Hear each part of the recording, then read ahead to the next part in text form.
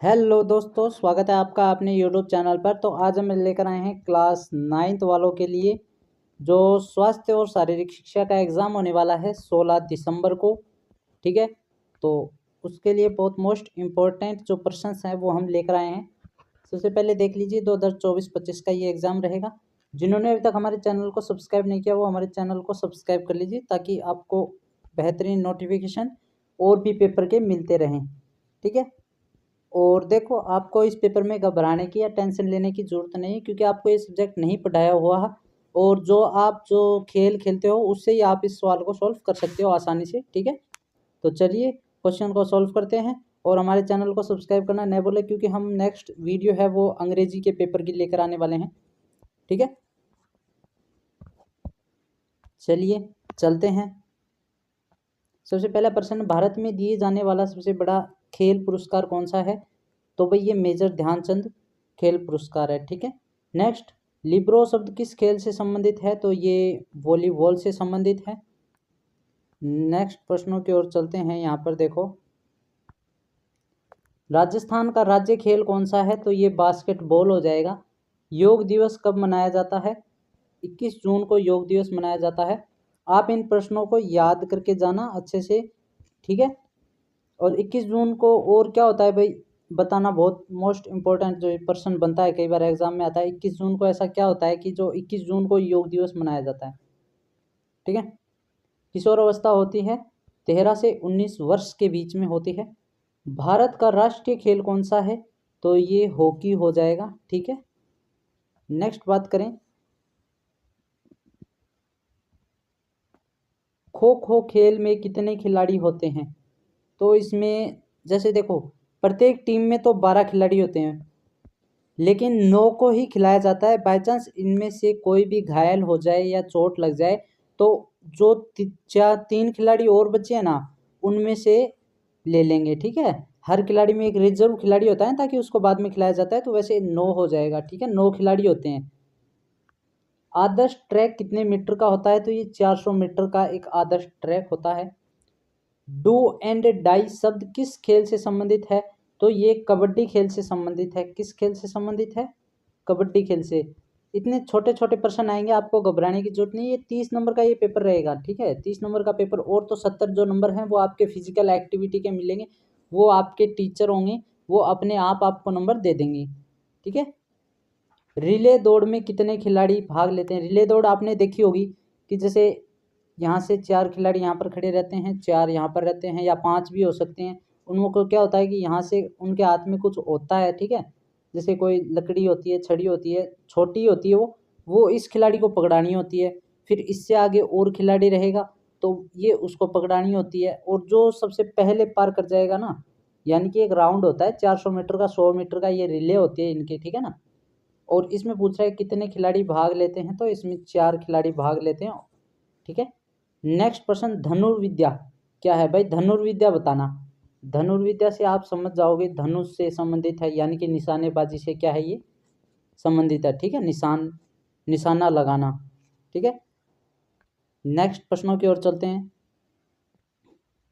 यहाँ पर देखो एक प्रश्न दिया हुआ है, जल प्रदूषण किसे कहते हैं? तो भाई जल प्रदूषण के बारे में आप जानते नहीं हो क्या? जल में जो भी आप कूड़ा कचरा डालते हो या जो भी उसको नुकसान होता है, ठीक है, जो नदियाँ या प्रदूषित होती हैं तो वो जल प्रदूषण होता है। ठीक है, और डेंगू रोग कैसे फैलता है? भाई डेंगू रोग कैसे फैलता है? डेंगू रोग है वो एक मच्छर होता है, एडीज एडिप्ची मच्छर होता है। ठीक है, एडीज नाम के एक मच्छर से फैलता है। तो ठीक है, ये डेंगू रोग इससे फैलता है मच्छर के कारण, ये आप बता देना। टोक्यो ओलंपिक 2022 में किस भारतीय पहलवान ने कुश्ती में रजत पदक प्राप्त किया? भाई टोक्यो ओलंपिक से रिलेटेड प्रश्न है। ठीक है, किस पहलवान ने? भाई कौन सा पहलवान था? बजरंग पूनिया था कि कौन सा था? वो आप हमें कमेंट करके बताना। ठीक है, तो इसमें ये हो जाएगा। नेक्स्ट, कबड्डी खेल में लोना कब दिया जाता है? भाई कबड्डी खेल में लोना, आपने कबड्डी खेल खेला होगा,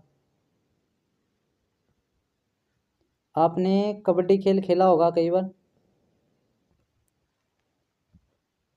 आपने कबड्डी खेली होगी जिसमें लिखा होता है भाई लोना क्या होता है। तो कई बार क्या होता है, जैसे 2 टीमें होती है जिसमें एक टीम में यदि सभी आउट हो जाए ठीक है। और कोई भी विरोधी का न्याय बचे तो उनमें 2-2 पॉइंट आपस में दिए जाते हैं दोनों टीमों को, तो ये लोना कहलाता है, ठीक है।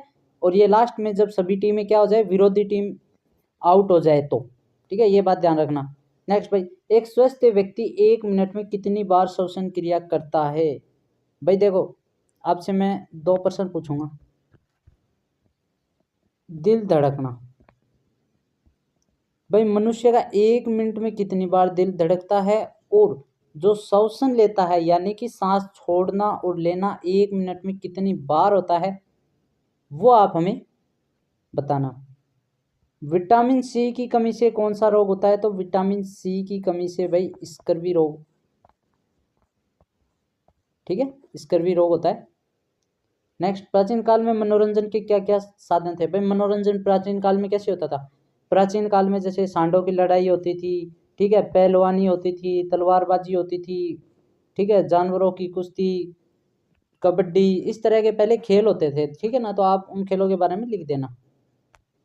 अब बताना, पाचन तंत्र है उसका मुख्य कार्य क्या है? भाई पाचन तंत्र का मुख्य कार्य, जो हम भोजन खाते हैं उन भोजन से जो पोषक, ठीक है, पोषक प्राप्त करे हमारे शरीर के सभी अंगों तक पहुंचाना, ताकि हमारा शरीर ऊर्जावान रह सके, ठीक है। हमारे शरीर को ऊर्जा प्राप्त होती है, वो खाने से प्राप्त होती है, और भोजन में जो पोषक तत्व है वो पाचन तंत्र अलग करने का कार्य करता है, ठीक है। उसमें से जैसे कोई विषैले पदार्थ आ गए तो उसको नष्ट करना, ठीक है, इस प्रकार से ये पाचन तंत्र काम करता है। ट्रैक व फील्ड इवेंट कौन से होते हैं? भाई ट्रैक और फील्ड वाले इवेंट आप बताना कि भाई इस फील्ड में आप जाना चाहोगे, ट्रैक वाले में जाना चाहोगे। ट्रैक जैसे कि ग्राउंड पर जो 400 मीटर 100 मीटर इस तरह से होता है, फील्ड होता है वो बड़े मैदानों पर खेला जाता है, ठीक है, ये बात ध्यान रखना। संतुलित भोजन किसे कहते हैं? संतुलित भोजन वो होता है जिससे हमारे शरीर के जो सभी पोषक तत्व है आसानी से मिल जाए, शरीर को पोषक तत्व आसानी से प्राप्त हो, तो उसे क्या कहते हैं? संतुलित भोजन कहते हैं, जिसमें विटामिन भी भरपूर मात्रा में हो, ठीक है, न्यूट्रिएंट्स, कार्बोहाइड्रेट, वसा, सभी न्यूट्रिएंट्स जो भी हैं अपने भोजन में अच्छी तरह से होना चाहिए, ठीक है। नेक्स्ट प्रश्न है कि भाई योग से क्या तात्पर्य है? योग, योग का मतलब जो हम योग करते हैं यानी कि जो एक ही मुद्रा में रहकर भाई अपने शरीर को शांत तरीके से रखना, ठीक है, शरीर में खिंचाव उत्पन्न करना, या जो भी आप योग समझते हो ना, आप जो भी योग के बारे में जो कुछ भी आप समझते हो ना योग के बारे में, कि भाई योग ऐसा होता है, योग ये होता है, योग वो होता है, ठीक है ना, वो आप योग के बारे में लिख देना। इसमें आपको सिर्फ लिखना है, 1 नंबर का प्रश्न है, योग के बारे में आप देख लेना क्या लिखना पड़ेगा इसमें, तो क्या है तो लिखोगे। जब आप इतना प्रश्न नहीं कर सकते तो फिर पेपर तो कैसे होगा, ठीक है।